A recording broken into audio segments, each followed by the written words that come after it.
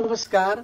आदरणीय दिदी बहिनी तथा दाजुभाइहरू, देशभर भारी वर्षा भइरहेको छ। जल तथा मौसम विज्ञान विभागका अनुसार अझै 2 दिन निरन्तर वर्षा हुने सम्भावना छ।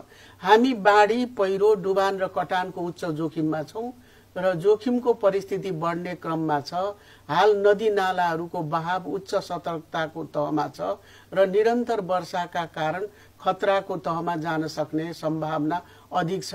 धेरै स्थानमा पहिरोको जोखिम पनि उत्तिकै छ।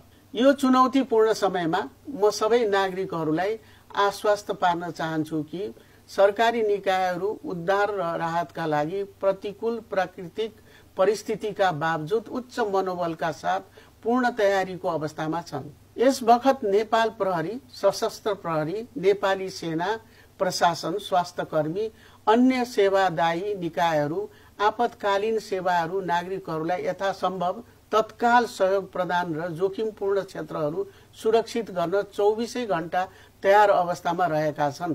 हामीले सबै उपलब्ध स्रोतहरू परिचालन गरेका छौं र सबै आम नागरिक, राष्ट्रिय र स्थानीय निकायहरूसँग मिलेर काम गरिरहेका छौं।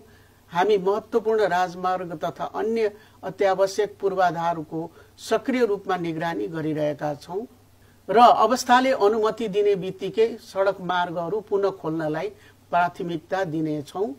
हाम्रा टोलीहरूले काम गरिरहेको बेला म सबैलाई प्रत्यक्ष अपील गर्दछु, तपाई जहाँ जुन अवस्थामा हुनुहुन्छ सुरक्षित रहनुस् र अरूलाई पनि सुरक्षित रहन प्रेरित गर्नुस्।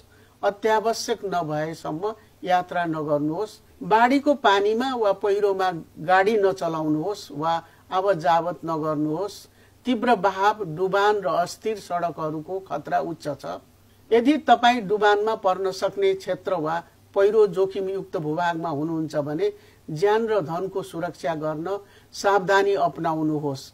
कुनै पनि कार्य गर्दा जोखिमको पूर्व आकलन गरी सुरक्षालाई उच्च प्राथमिकता दिएर मात्र गर्नुहोस्। प्रहरी र अन्य विपद व्यवस्थापन कार्यालयद्वारा जारी गरिएका सबै आधिकारिक चेतावनी र सूचनाहरूलाई ध्यान दिनुहोस्। तपाईहरूको सुरक्षा नै हाम्रो सर्वोपरि चिन्ता हो। आवश्यक सहयोग लिन अप्ठ्यारो नमान्नुहोस्। सम्भाव्य विपदको जोखिमको आकलन गर्दै सरकारले मिति 2082, 6, 19 र 20 गते देशभर सार्वजनिक बिदा दिने निर्णय गरेको छ। हामी तपाईहरूको चिन्ता र कठिनाईलाई बुझ्छौं। म प्रश्न पार्न चाहन्छु, तपाई यसमा एक्लो हुनुहुन्न। राज्यका सम्पूर्ण स्रोतहरू आज तपाईहरूसँग छन्। हामी यो जोखिमलाई मिलेर पार गर्नेछौं। हामी नियमित रूपमा अद्यावधिक सूचना तथा जानकारीहरू प्रसारण गरिरहनेछौं। अन्तमा यहाँहरूसँग मेरो अनुरोध छ, यहाँहरू सुरक्षित र सावधानीपूर्वक रहनुहोस्। धन्यवाद।